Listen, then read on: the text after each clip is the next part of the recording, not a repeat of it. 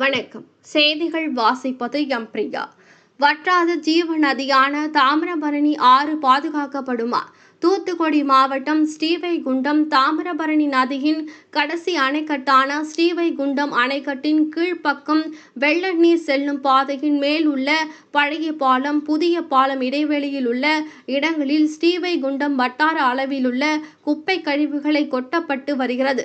இந்த இடத்தில் கால்நடைகள், நாய்கள், பூனைகள் இறந்து போனது, பிராய்லர் கோழி கழிவுகள், அதிகமான துர்நாற்றம் வீசக்கூடிய குப்பை கழிவுகள், பிளாஸ்டிக் பைகளை ஒரு நீர்நிலை பகுதியின் உட்பகுதியில் கொண்டு வந்து கொட்டுவது மிகவும் கண்டிக்கத்தக்க கூடிய செயல். கொட்டுவதை மாசு கட்டுப்பாட்டு வாரியம், சுகாதாரத்துறை, நீர்வழி பாதைத்துறை, பொதுப்பணித்துறை, வனத்துறை, காவல்துறை, வருவாய்த்துறை பொதுமக்கள் பயன்படுத்தக்கூடிய நீர்நிலை பகுதியில் மாசு ஏற்படுத்தும் வகையில் செயல்படும் சமூக விரோதிகளை சட்டப்படி நடவடிக்கை எடுக்குமா?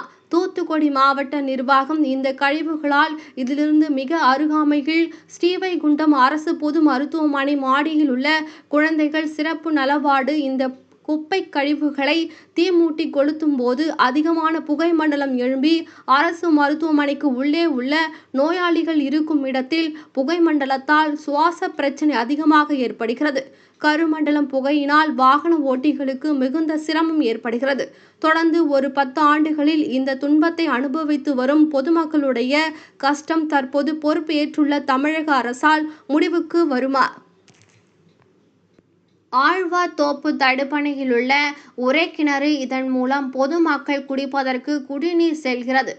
பல்வேறு பேரூராட்சி, நகராட்சி, குக்கிராமங்களுக்கு இந்த தடுப்பணையில் உள்ள ஒரே கிணறு மூலம் குடித்தண்ணீர் செல்லும் போது இந்த கழிவால் மழை காலங்களில் அந்த பகுதி கழிவு நீர் போல குடித்தண்ணீருக்கு செல்லும் அந்த தண்ணீர் உடன் கலக்கும் போது துர்நாற்றம் அடிக்கிறது. அப்பகுதி மக்கள் பல்வேறு கோரிக்கை மனுக்கள், மறியல்கள் என ஈடுபட்டு எந்த ஒரு நடவடிக்கை எடுக்காமல் பொதுமக்களே வஞ்சிக்கும் செயலில் ஈடுபடுகிறது. புதிதாக பொறுப்பேற்றுள்ள தமிழக முதல்வர் உயர் திரு ஜோசப் விஜய் அவர்கள், அவர் கீழ் உள்ள சட்டமன்ற பொறுப்பாளர் திரு சரவணன் அவர்கள் துறை ரீதியான நடவடிக்கை எடுக்க பொதுமக்கள் சார்பாக பாரதிய ஜனதா கட்சி தெற்கு மாவட்ட தலைவர் திரு சித்ராங்கதன் அவர்கள் வழிகாட்டுதலின்படி ஸ்ரீவைகுண்டம் ஒன்றிய தலைவர் மணிகண்டன் தலைமையில் தூத்துக்குடி தெற்கு மாவட்ட பாரதிய ஜனதா அமைப்பு சாரா தொழிலாளர் பிரிவு மாவட்ட தலைவர் சித்திரைவேல், மாவட்ட செயலாளர் திரு முருகன் அவர்கள், ஸ்ரீவைகுண்டம் ஒன்றிய அமைப்பு சாரா தொழிலாளர் பிரிவு தலைவர் திரு நங்கையார் பாண்டியன் அவர்கள் மேற்பார்வையில் இந்த கோரிக்கை மனு தமிழக அரசுக்கு விடுக்கிறோம். எங்கள் கோரிக்கையை ஏற்று நீர்நிலையில் கொட்டப்படும் குப்பையை அகற்றி பாதுகாப்பது தமிழக அரசுடைய கடமையாகும்.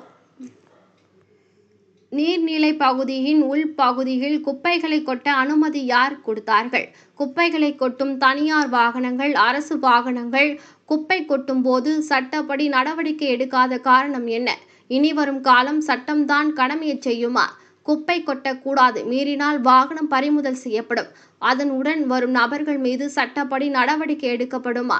அரசு ஊழியர்கள் குப்பையை கொண்டு வந்து கொட்டினால் அவர்கள் மீது மாசு கட்டுப்பாட்டு வாரியம் பொதுமக்கள் பக்கம் விளைவிக்கும் வகையில் பொதுமக்கள் விரோத செயலில் செயல்படும் நபர்கள் மீது, குப்பை கொட்டும் வாகனங்கள் மீதும் சட்டப்படி துறை சார்ந்து நடவடிக்கை எடுக்க வேண்டும் என பணிவுடன் கேட்டுக்கொள்கிறேன்.